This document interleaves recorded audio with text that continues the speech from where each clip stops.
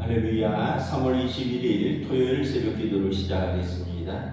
사도신경으로 우리의 신앙을 고백합니다.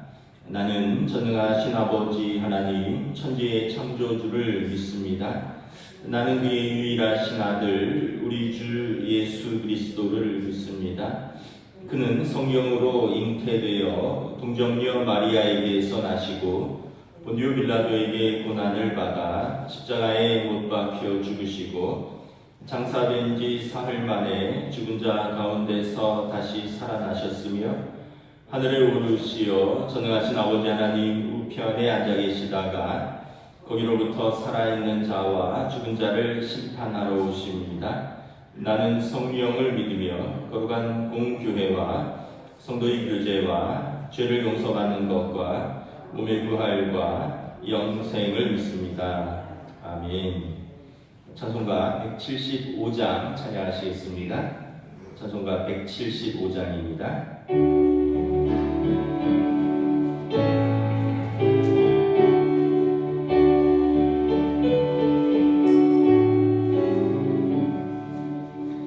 신랑 되신 예수께서 다시 오실 때 밝은 등불 들고 나갈 준비됐느냐. 그날 밤에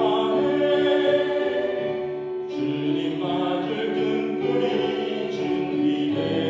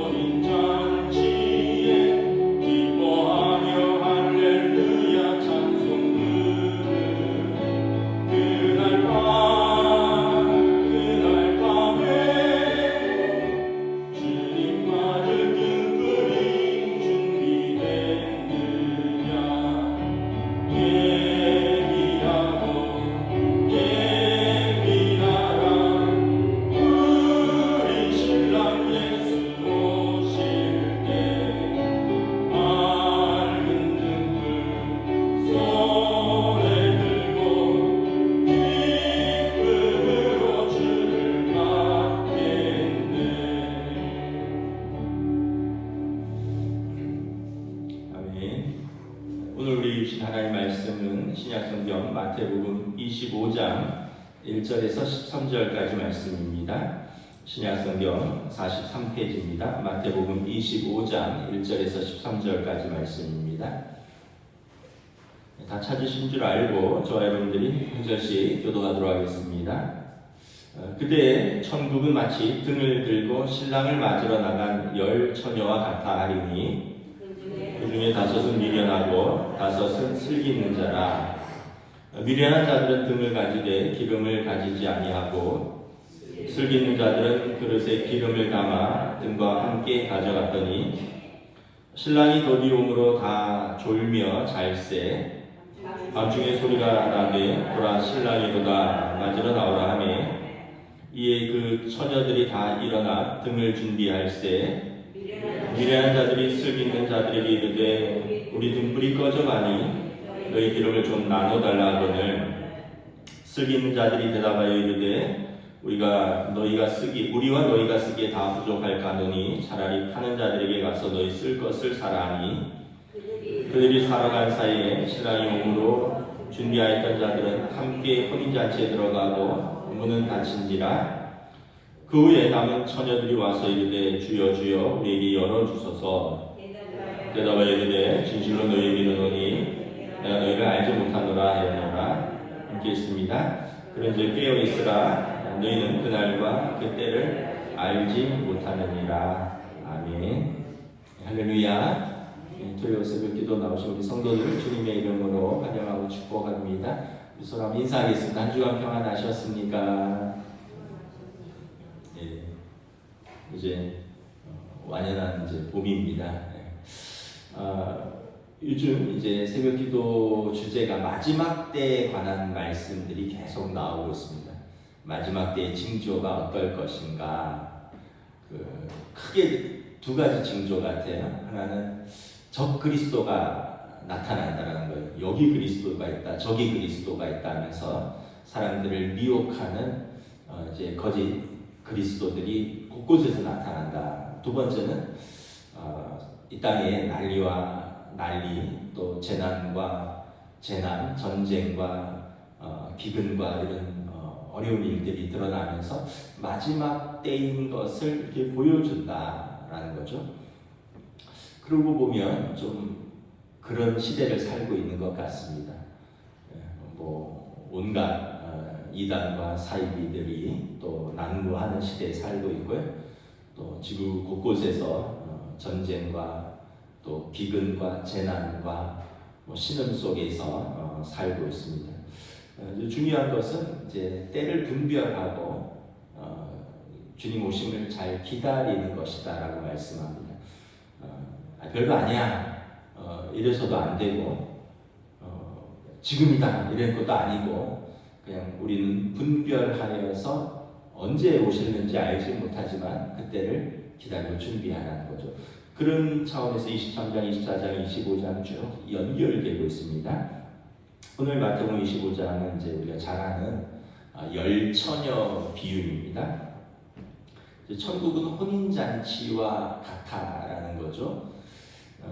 유대인들의 결혼은 두 가지 단계가 있습니다. 우리로 말하면 약혼이 있습니다. 약혼을 통해서 대략 결혼 1년 전에 집안 사람들과 또 마을 모든 사람들이 다 알고 인정하는 그런 결혼의 전 단계입니다. 식은 안 했지만 다 누가 누구의 신부가 될 건지 누가 누구의 신랑이 될 것인지를 알고 있습니다. 그리고 이제 결혼식이 되면 이제 그 신부를 데려오는 것이죠. 혼인잔치를 열고 성경에 보면 요셉과 마리아가 이미 정혼한지라. 그런데 이제 마리아가 잉태한 것을 알고 남편 요셉이 가만히 끊고자 했다. 아직 데려오지 않았다는 거죠. 그러니까 이것은 보면 지금 약혼 단계라는 것을 알 수 있습니다. 아직 혼인잔치를 하고 데려오지는 않은 것이죠.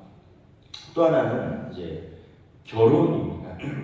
이때는 이제 그 결혼을 약속했던 이제 그 기간이 끝나고 이제 신랑이 혼인잔치를 열고 신부를 데려오는 것입니다.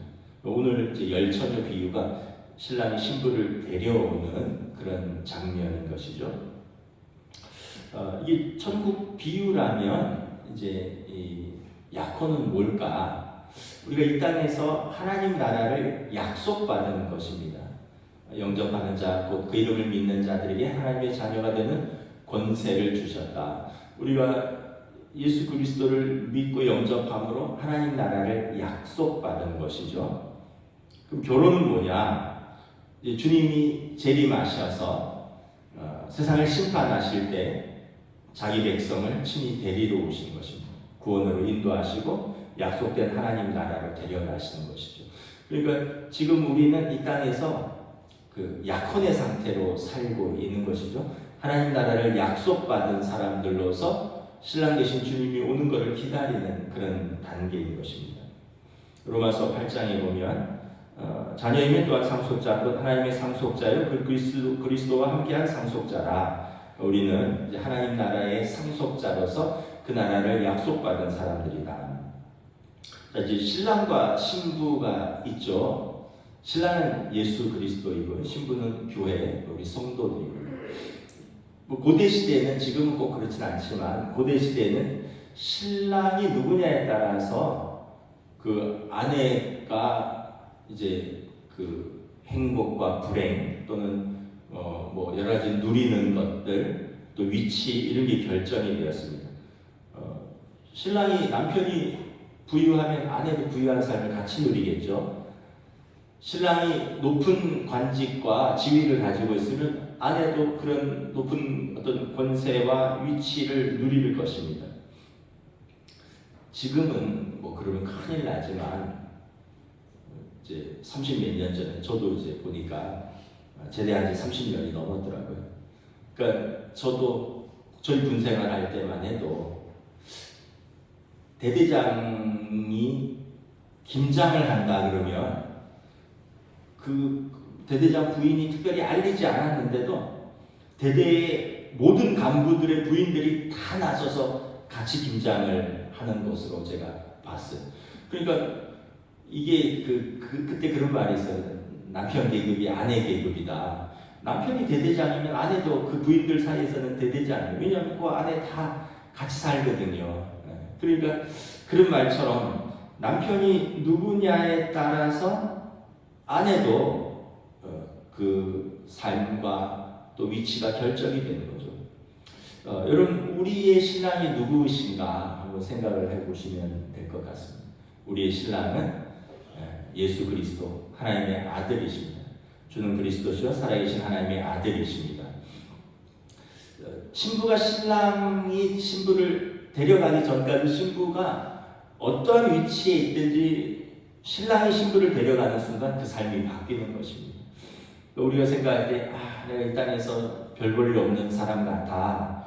근데 주님께서 우리를 신부로 영접하신다고 말씀하셨기 때문에 우리는 하나님의 아들의 신부로서의 약속을 받은 사람들이다. 신랑이 오시면 신부는 영화롭게 되는 것입니다. 같이 영광을 누리는 것입니다.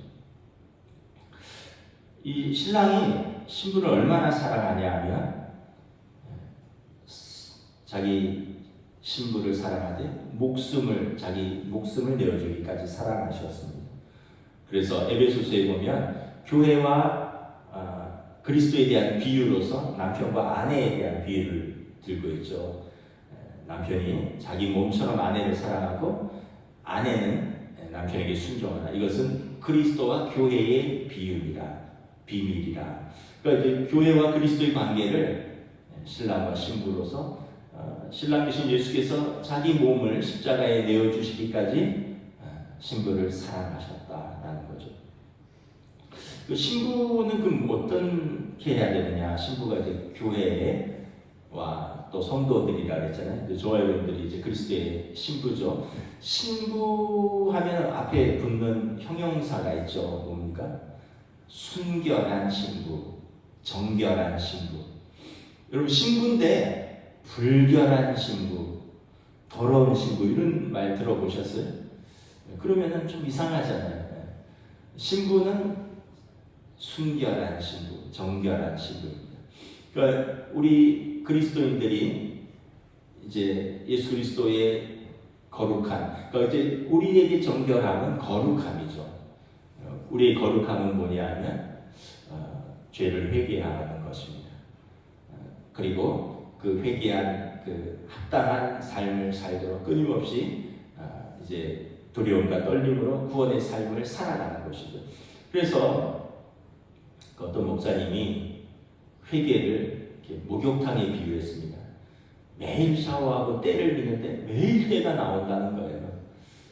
그 신기하잖아요. 아니 아침에 샤워하면서 때 미는데 뭐가 나오는데 저녁에 또 하면 또 그렇게 뭐가 나. 이제 누가 그러더라고요. 그건 그냥 죽은 세포 껍질이 벗겨지니까 신경 안 써도 된다고. 근데 예전에 그거 이태리 타월로 피날 때까지 밀었잖아요. 왜냐하면 목욕탕 가기가 어려운 시대니까. 저희 어렸을 때 보면. 근데 이상하게 밀 때마다 때가 나와요. 그러니까 이게 회개가 그와 같다라는 거죠. 우리가 거듭남은 단번에 이루어지는 것입니다. 예수님을 믿고 영접하여 하나님의 자녀로 거듭난 삶은 한 번에 이루어지는 것인데 회개는 매일 이루어지는 것입니다. 매일. 어제 지은 죄, 또 내가 오늘 지은 죄가 생각나면 또 마치 목욕하여서 깨끗이 하듯이 세례라는 것이 물로 씻는 정결 예식이거든요. 우리는 항상 회개를 통해서 우리 죄를 씻는 것이죠. 이게 신부의 거룩함을 유지하는 것입니다. 그래서 신부는 두 가지가 있어요. 하나는 거룩한 신부, 회개하며 늘 합당한 삶. 두 번째는 에베소서에 보면 신랑과 신부의 비유에서 교회와 그리스도죠. 신부는 남편에게 순종하라고 했어요. 남편은 자기 몸처럼 아내를 사랑하고 아내는 남편에게 순종하라. 그 성도는 하나님의 말씀에 순종하는 삶이 거룩한 신부로서의 합당한 삶인 것입니다. 이제 신랑은 신랑의 몫이 있습니다. 생명을 다하기까지 신부를 사랑하는 것. 신부의 몫은 뭐냐면 저와 여러분은 죄를 회개하고 하나님의 말씀에 순종하는 삶을 사는 것. 이게 우리의 몫인 것이죠. 자, 이제 신랑이 신부를 데리러 가는데 그 당시 이제 유대인들의 결혼 풍습은 이제 어느 정도 정혼한 기간이 끝나면 데리러 간다고 통보를 합니다. 그리고 신랑은 잔치 준비를 해요.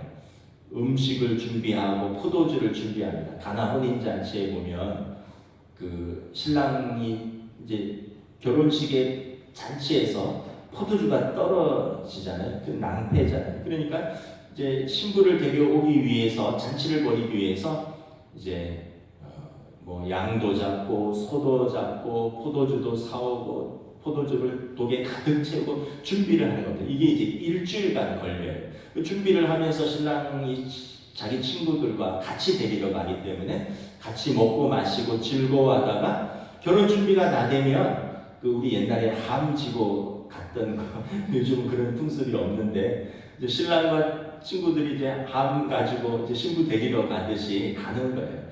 그러니까 이제 그 일주일간은 첫 번째는 신랑이 친구들과 즐거워하는 시간입니다. 야, 나 이제 내 신부 데려온다. 그래서 야, 준비하는데 너도 늘 같이 가자 해서 막 이제 음식을 준비하고 포도주를 준비하고 자기 친구들과 즐겁게 먹고 마시는데 이게 대략 준비 기간이 일주일 정도 된대요. 그래서 준비가 되면 신랑이 친구들을 데리고 신부의 집으로 데려가는데 이제 보통 저녁 때 데리러 간다고 합니다. 저녁에. 이제 저녁에 데리러 가니까 뭐가 필요하죠? 이제 등불이 필요하죠. 오늘 본문에 보면 이제 두 종류의 신부가 나옵니다. 슬기로운 신부가 있고 미련한 신부가 있어요. 슬기로운 신부는 신랑이 언제 올지 알지 못하기 때문에 기름을 충분히 준비했고요. 미련한 신부는 자기 생각에 한 3일쯤 오겠다 해서 기름을 적당히 준비한 신부인 거예요. 근데 신랑이 3일 만에 준비가 안 됐어요. 그럼 5일 만에 데리러 오면 기름이 부족한 거죠. 그러니까 그 당시 있는 우리 드라마 같은 데 보면 이 막대기에 천을 감아서 거기에 기름을 듬뿍 묻힌 다음에 불을 붙이고 이제 횃불처럼 들고 가는 거잖아요. 그런 식이에요. 그러면은 그 불은 기껏해야 30분 이내입니다.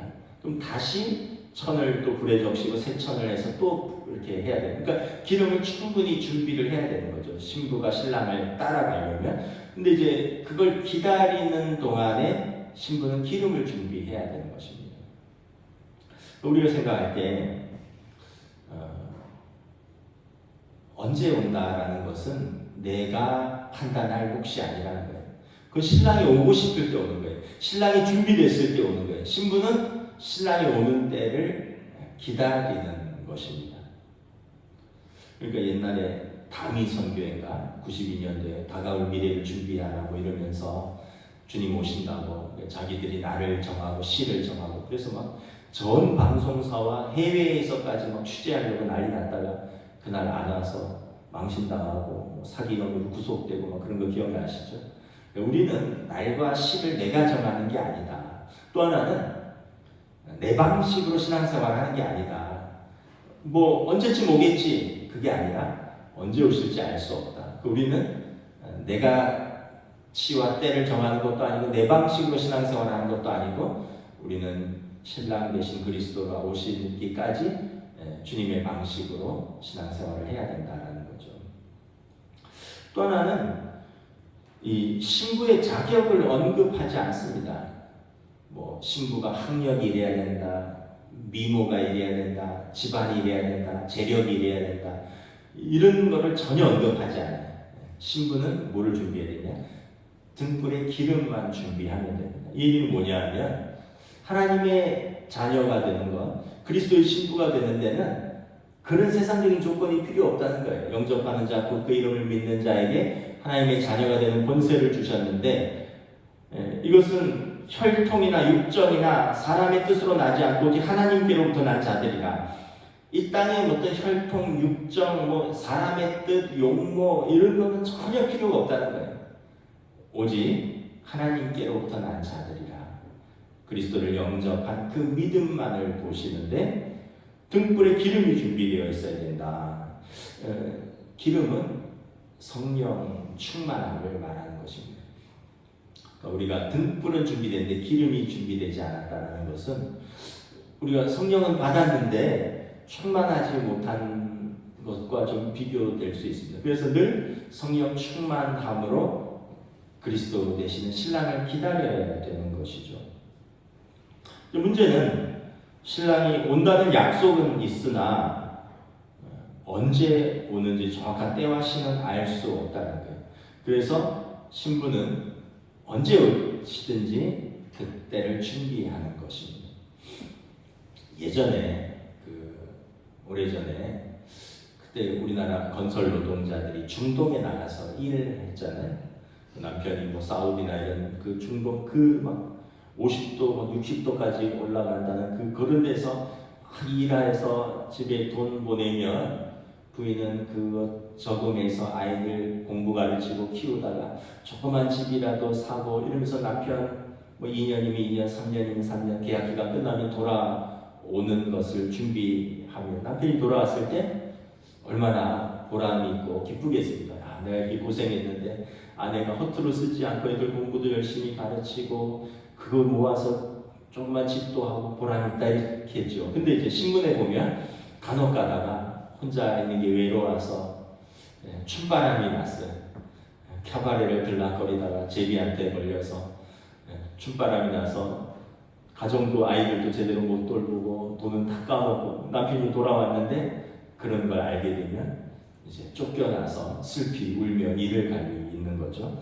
마치 그런 것처럼 우리 삶이 뭐 그렇게 극단적인 것은 아니지만 주님이 오셨을 때 우리가 성령 충만함으로 신랑을 따라갈 준비가 됐느냐라는 것입니다. 준비가 안 됐다면 아니면 내 생각만큼만 준비를 했다면 기름이 부족해서 따라가지 못하면 어떻게 되느냐라는 거죠.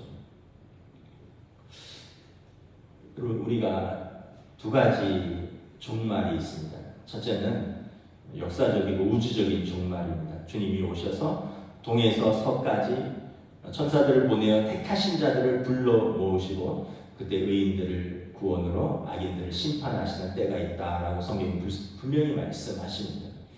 두 번째는 개인적인 종말입니다. 우리가 육신의 장막이 허물어지고 하나님 앞에 서는 때입니다. 개인적인 종말이나 역사적인 종말이나 누구나 그때를 알 수 없습니다. 그냥 그때는 언제인지 알지 못하니까 준비되는 것입니다. 살아있는 동안에 역사적인 종말이었다면 한 사람은 밭에서 일하다가 둘이 같이 있다가 한 사람은 부름을 받고 한 사람은 버려둠을 당하고 두 여인이 같이 맷돌을 갈다가 준비된 택하신 자는 부름을 받고 그렇지 않은 자는 버림을 받는다라고 성경에서 말씀하고 있거든요. 그러니까 우리가 살아있을 때 또는 뭐 먼저 하나님 앞에 설 때 이런 거 상관없이 우리는 그냥 준비되는 것이 중요하죠. 제가 직접적으로 아는 분은 아닌데 제가 아는 분의 친구입니다. 제가 아는 분의 친구인데 이분이 국내 명문대학교를 나왔고요. 또 그 국내 3대 그 회계법인 컨설팅 회사의 임원까지 나이는 70년생인데 그러니까 뭐 지금은 뭐 56, 7세 되는 거죠 만으로. 근데 이제 수년 전에 이제 이렇게 구강암이 걸렸어요. 그래갖고 이쪽이 뭐 그래서 혀도 어느 정도 잘라내고 또 뭐 이렇게 치료도 받고 해서 좀 어느 정도 잘 치료가 됐던 것 같아요. 그리고 이제 재활 훈련을 해서 말도 좀 이제는 잘하게 되고. 근데 이제 몇 년 전, 수년 전 이야기입니다. 근데 이제 최근에 들은 이야기인데 이제 폐암으로 전이가 됐대. 이제 온몸으로 전이가 된 거예요. 75kg 나가던 몸무게가 53kg까지 빠졌고, 그리고 이제 친구들 만나는 모임에 나왔는데 차 타러 저기까지 걸어가는데 숨을 몰아쉬고 힘들어 하더라고요. 그러니까 이제 굉장히 좀 어려운 상태인 거죠. 이제 제가 수년 전에 듣기로는 그때 내가 하나님 앞에 깊이 회개한다. 왜냐하면 그 전까지 뭐 학벌도 좋고 국내 3대 컨설팅 회사 회계법인에서 임원까지 하면서 젊은 나이 40대 돈도 벌고 그러니까 이제 아주 믿음이 없었던 건 아닌데 기름을 충분히 준비한 처녀와 같이 앉고 이제 자기 뭐 나름대로의 어떤 신앙생활과 자기 나름대로의 사회생활을 즐기면서 살았는데 자기 삶에 그런 큰 중병이 오면서 하나님 앞에 깊은 회개를 했다 이런 얘기를 이제 전해 들었는데 이제 최근에는 굉장히 안 좋아진 상태죠. 저희 어머니가 폐암을 앓으셨잖아요. 폐암의 특징이 뭐냐면 폐에 이제 암세포가 가득 차서 호흡이 잘 안 되는 거예요. 잘 때 기침을 계속해요. 그러면 잠을 못 자는 거죠. 나중에는 이제 폐가 다 망가져서 호흡이 안 돼요. 한 20초에 한 번씩 숨을 쉽니다. 여러분 이게 질식사하는 겁니다. 물에 빠진 사람이 숨을 쉬고 싶은데 숨이 안 쉬어지는 거랑 똑같은 거예요. 그러니까 이게 얼마나 고통스럽겠습니까? 근데 이제 이분이 그런 이야기를 했다고 해요. 친구들한테. 둘째가 대학 마칠 때까지만 내가 살아서 가장으로서의 책임을 다했으면 좋겠다 뭐 이런 얘기를 했다고 하는데 이번에 얘기 들어보니까 둘째가 대학교 3학년인가 그러니까 내년이면 졸업하는 거죠.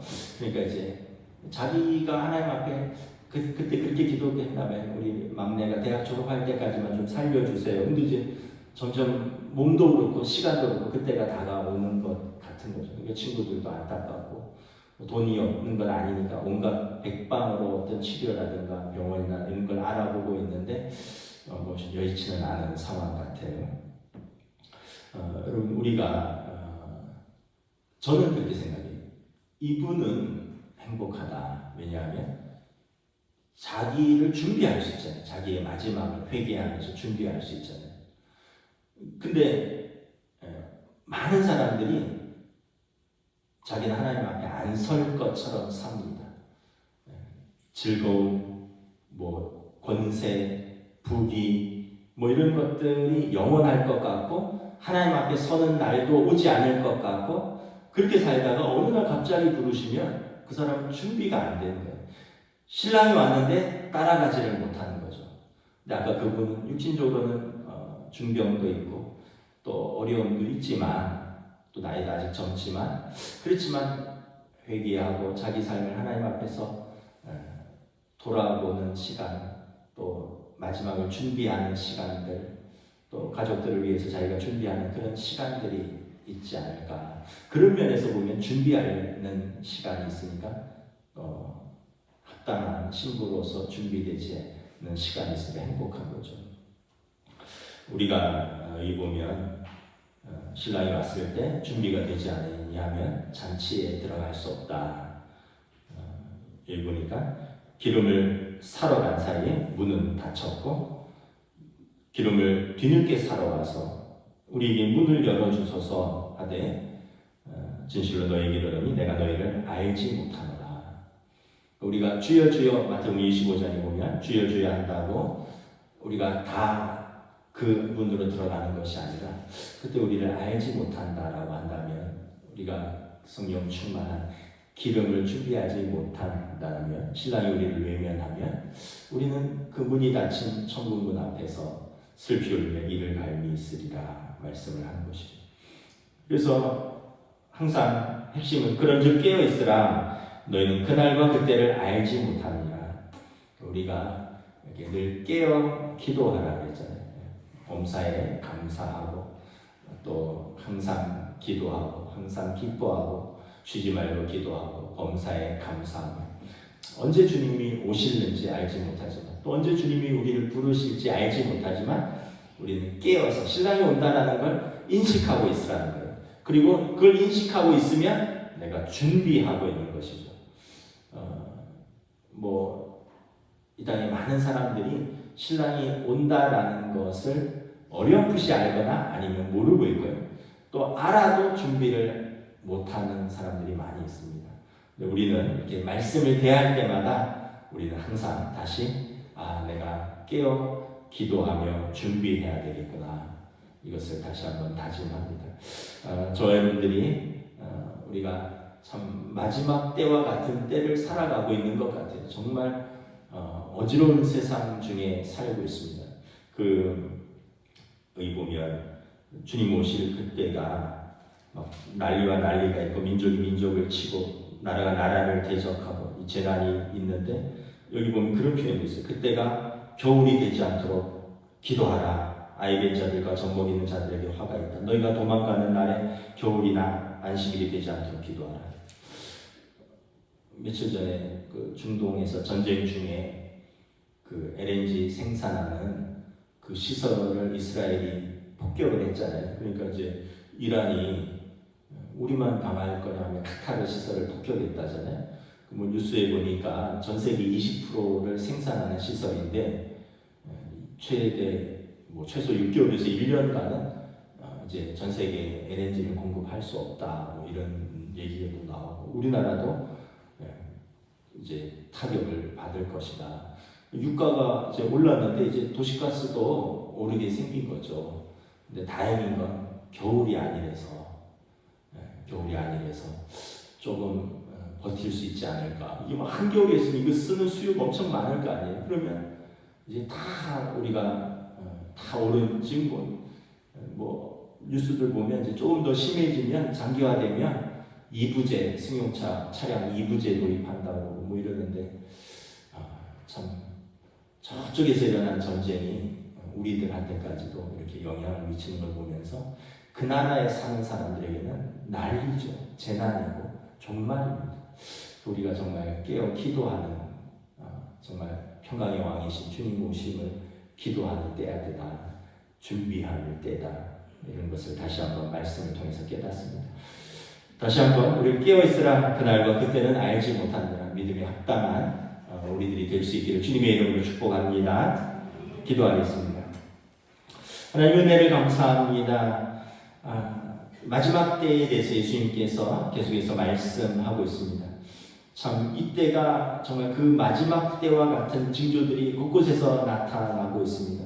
곳곳에서 전쟁이 일어나고 있고 그것으로 인해서 많은 사람들이 죽고 삶의 터전을 잃어버리고 아비규환 속에서 살아가는 사람들, 그로 인해서 또 우리들도 영향을 받고 때로는 우리들도 그 전쟁에 참여하도록 압박을 받고 또 직접적으로 우리의 물가와 우리의 일상에 영향이 미치고 있고 또 그러함에도 불구하고 또한 곳곳에서 거짓 선지자들 또 그리스도라는 이들이 나타나서 성도들을 미혹하는 이때에 오늘 우리에게 말씀하신 기름을 준비하고 때와 시는 알 수 없으나 깨어 기도하며 준비하라는 이 말씀을 생각합니다. 우리의 삶에서 언제 주님이 오실지 알지 못하고 또한 우리가 언제 부름을 받을지 알지 못하기에 우리는 바로 오늘이 은혜의 때요 오늘이 구원의 때인 줄 믿고 우리가 지금 깨어 기도하며 준비할 수 있도록 성령님 인도하여 주시옵소서. 감사를 드리오며 우리 주 예수 그리스도 이름으로 기도드리옵나이다. 아멘. 하늘에 계신 우리 아버지의 이름을 거룩하게 하시며 아버지의 나라가 오게 하시며 아버지의 뜻이 하늘에서와 같이 땅에서도 이루어지게 하소서. 오늘 우리에게 일용할 양식을 주시고 우리가 우리에게 잘못한 사람을 용서하여 준 것 같이 우리 죄를 용서하여 주시고 우리를 시험에 빠지지 않게 하시고 악에서 구하소서. 나라와 권능과 영광이 영원히 아버지의 것입니다. 아멘.